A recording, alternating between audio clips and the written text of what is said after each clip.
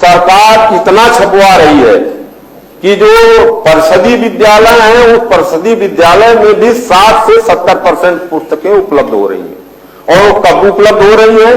जब उसका 1 अप्रैल को जब सेशन है, अब किताब कब दी जा रही है? उनको सितंबर में, अक्टूबर में, नवंबर में किताबें उनको दी जा रही है। बहुत हमने प्रयास किया इस पर, कई बार जब मैंने इस सवाल को उठाया तो इस साल जो है कुछ उसमें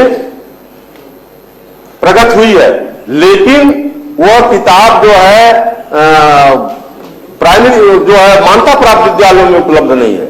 जब एनसीईआरटी की ही किताब परिषदीय विद्यालयों में चलनी है और एनसीईआरटी की ही किताब जो है मान्यता प्राप्त विद्यालयों में चलनी है, और वह किताब इतनी छपती है कि वो परिषदीय विद्यालयों में ही 60-70% उपलब्ध हो पाती है, और जितने भी मान्यता प्राप्त विद्यालय हैं उत्तर प्रदेश के अंदर एक भी किताब नहीं पाते हैं, क्योंकि वो मार्केट में उपलब्ध ही नहीं है। ये सरकार क्यों नहीं उपलब्धता करा रही है?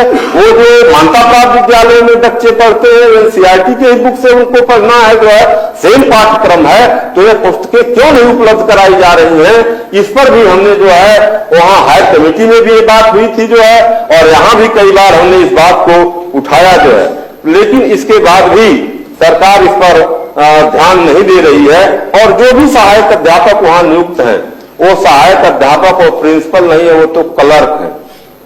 वो दिन भर लिखा पढ़ी करते हैं, खाली आंकड़ा दिखाते हैं। और इस समय तो एक नया फार्मूला चला, अपार आईडी। अपार आईडी के लिए वो अध्यापक विद्यालय छोड़ करके घर घर जाकर के जो है आधार कार्ड, जन्म तिथि और नाम, पिता का नाम जो है मिलान करके उसको दे रहे हैं। और बेसिक शिक्षा अधिकारी और सहायक बेसिक शिक्षा अधिकारी इतना उन पर भारी इस समय है जो है, और उन पर सरकार भारी है, उन पर तनख्वाह रोक रही है सरकार, और भारी है जो है उन पर। यह कहां से पढ़ाई होगी? पढ़ाई की स्थिति क्या है? और जो प्राइमरी स्तर तक, कक्षा 5 स्तर तक जिसकी पढ़ाई का स्तर जो है बिल्कुल खराब हो जाएगा, तो फिर उसका तो पूरा जीवन ही खराब हो जाएगा, फिर वो आगे नहीं बढ़ सकता।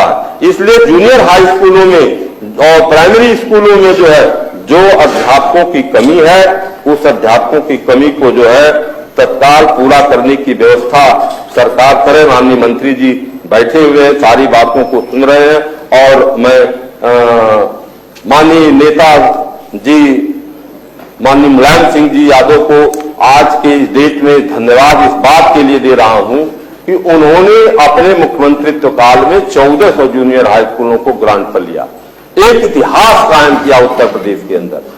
लेकिन जब से भारतीय जनता पार्टी की सरकार आई, एक विद्यालय भी ग्रांट पर नहीं लिया, एक विद्यालय ग्रांट पर नहीं लिया। और इस तरह से शिक्षा का स्तर गिरा करके गांव, गरीब, किसान, मजदूरों के बच्चों के साथ पूरा अन्याय किया जा रहा है। उनको इस तरह से शिक्षा दी जा रही है कि वह जो है किसी दूसरे बच्चों के मुकाबले का कंपटीशन में न खड़ा हो जाए, इस भय से सरकार द्वारा इस तरह की व्यवस्थाएं की गई है। इस तरफ मैं आपका ध्यान, आपके माध्यम से सरकार का ध्यान जो है आकृष्ट करना चाहता हूं। और मिड डे मील में जो है गुणवत्तापरक पौष्टिक भोजन की जो व्यवस्था है वो अभी लचर है, उस पर भी सरकार का ध्यान में आकृष्ट करते हुए इस जनहित के लोक महत्व के सुनिश्चित विषय पर हम सदन की कार्यवाही रोककर चर्चा कराए जाने की मांग करते हैं। तो कौन रखेगा सरकार का पक्ष? बेसिक शिक्षा मंत्री जी।